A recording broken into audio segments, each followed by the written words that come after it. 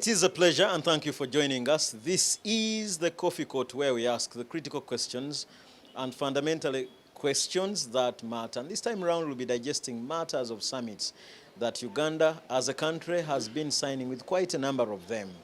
And definitely the most recent is the summit between South Africa and Uganda. A number of agreements have been signed. What do these mean? This time's our discussion. Joining me is Mr. Ayebale Kenneth. He is the chairperson of the clearing and forwarding industry, but he also represents the clearing and forwarding industry on the board of the Private Sector Foundation, Uganda. Mr. Ayebale, my pleasure, and thank you for finding us time. Thank you so much. Good afternoon, viewers. Just to bring us to speed, what is your role in the Private Sector Foundation as a board member? I'm the chairperson of the logistics and transport sector on the board of Private Sector Foundation in Uganda. So what do you do, or what does the association actually do?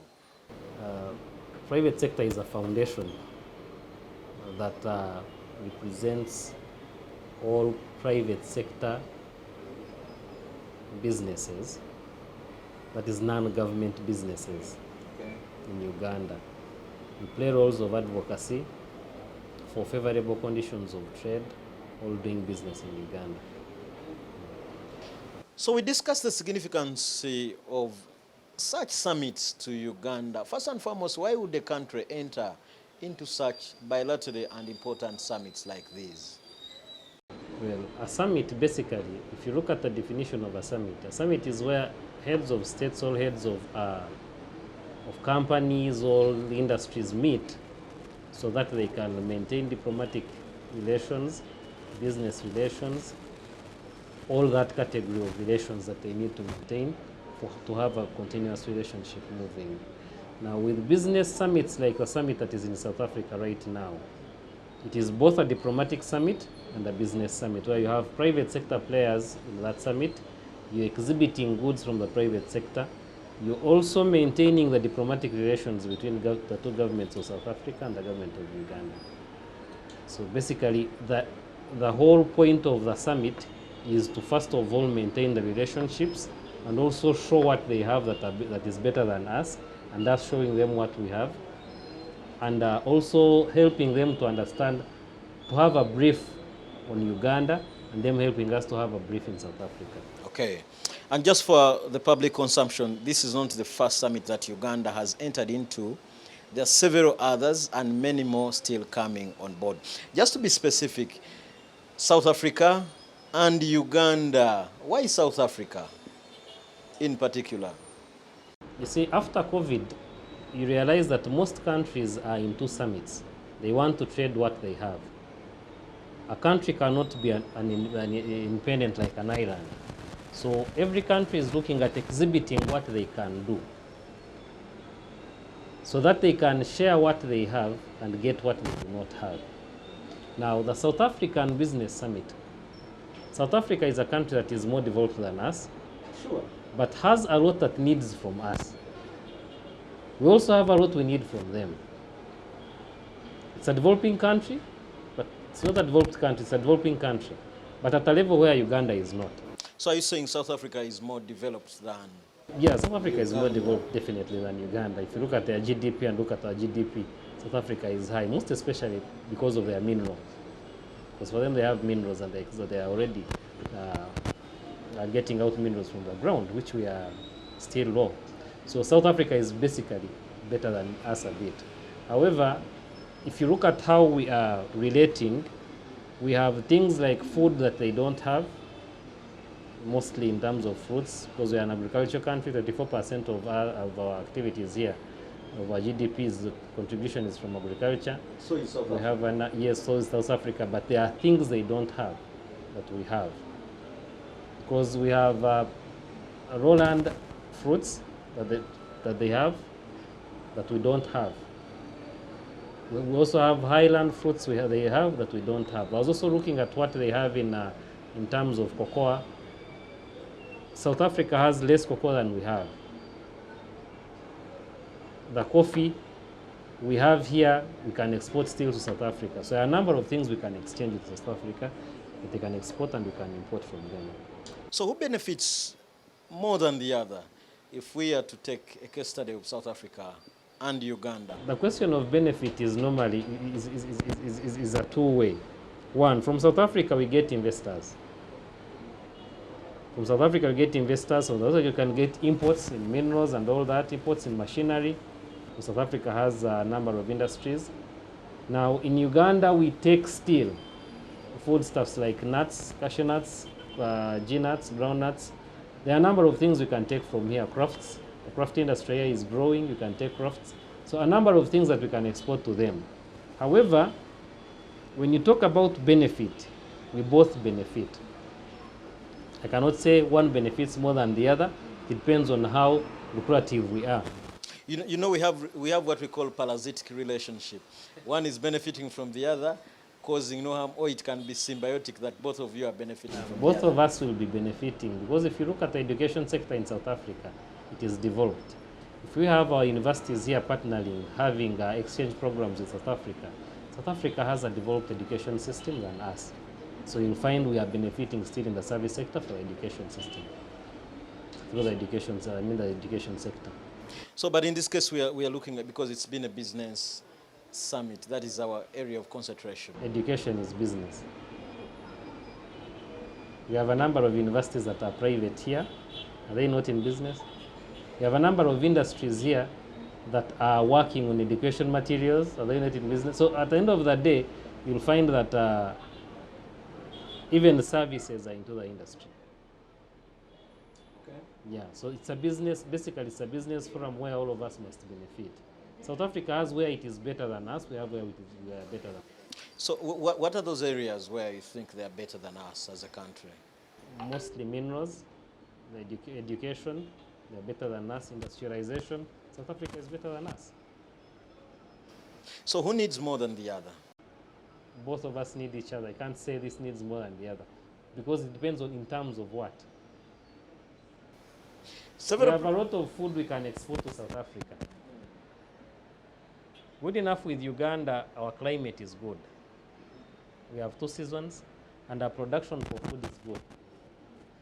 South Africa imports a lot of eggs.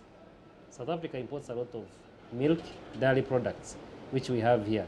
We are in excess of 1.8 million liters of milk.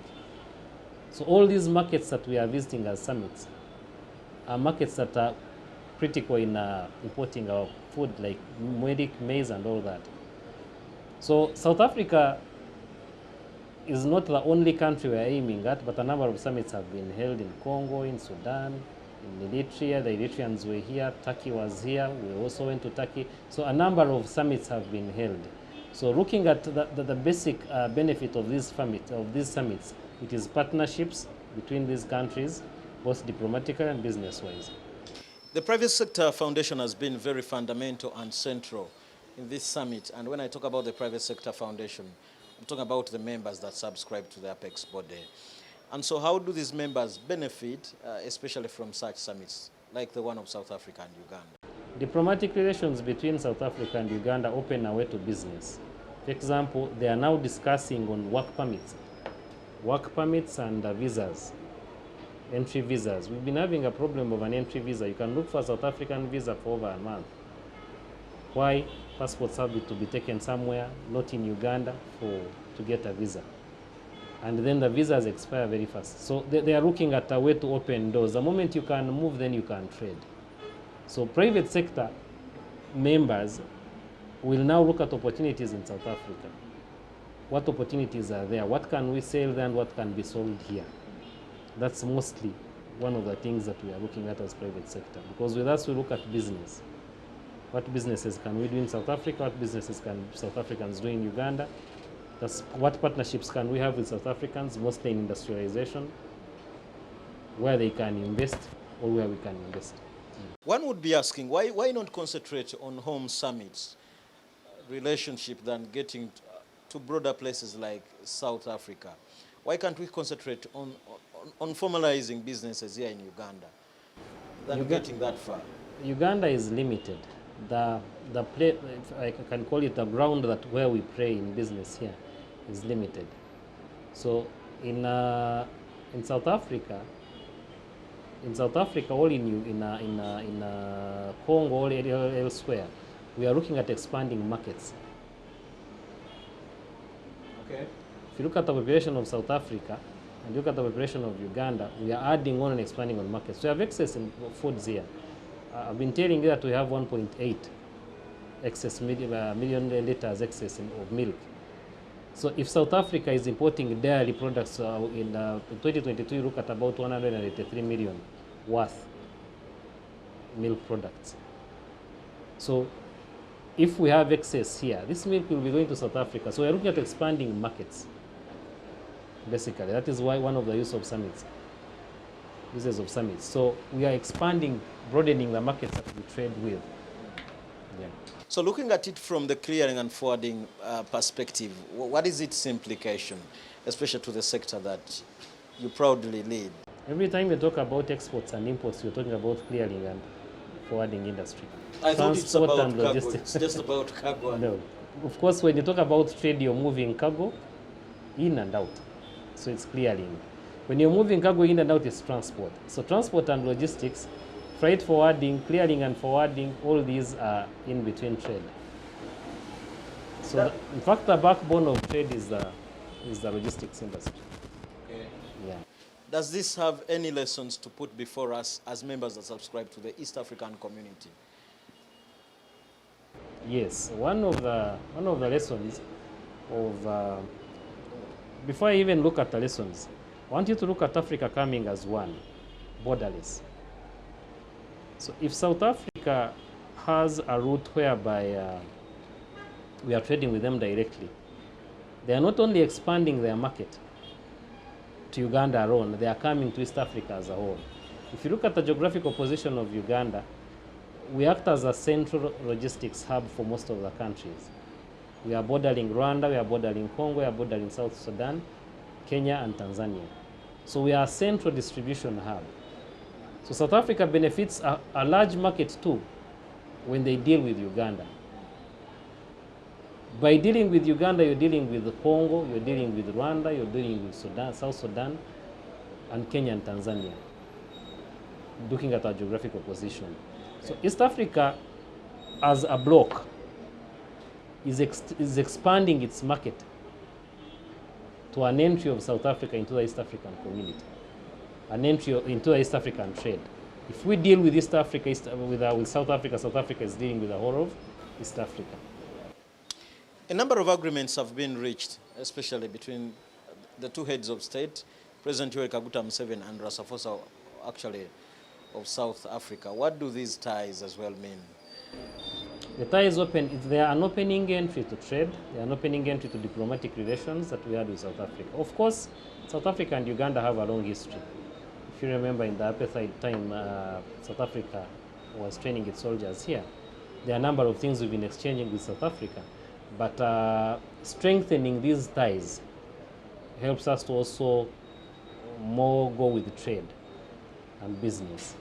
Exports and imports, if you look at exports and imports from South Africa, there are not many, but opening our trade ties, our diplomatic ties and trade ties, helps us with improving our markets with South Africa. Okay, definitely the discussion regarding such relationship is one of those critical issues that as a business channel, we never forget to discuss. And so broadly, like I did say, the private sector has been very, very fundamental. And I know government as well has a key role to play in this, to make sure that the relationship. What is the anticipation that after a while, Uganda will benefit from this and that? We look at businesses increasing, mostly partnerships with South Africa. We look at South Africans coming to invest in Uganda, mostly in the industrialization sector, transport sector, and service sector, building hotels and all that. We also look at Ugandans exporting much more of our products here to South Africa. Then the other sectors like the tourism sector, we look at Uganda, the South Africans visiting Uganda, and Ugandans visiting South Africa, most especially when in terms of when visas are, the issue of visas is solved. So the movement will be a bit smooth. And this reminds me about issues of Vision 2040. Do such summits have any impact regarding to maybe Uganda's attainment for issues like Vision 2040? If you look at the National Development Plan,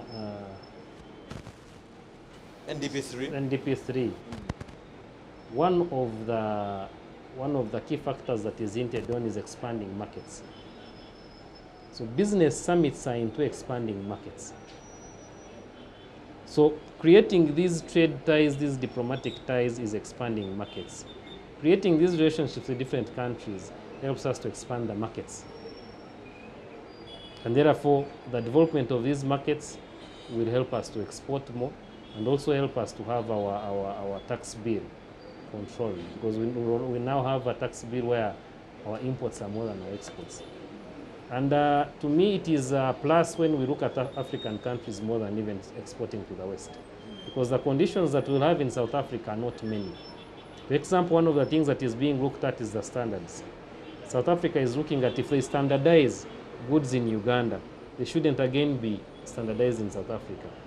So we should harmonize our standards. The Uganda National Bureau of Standards and maybe a Bureau of Standards in South Africa, harmonizing their standards. That is one of the discussions that is being looked at.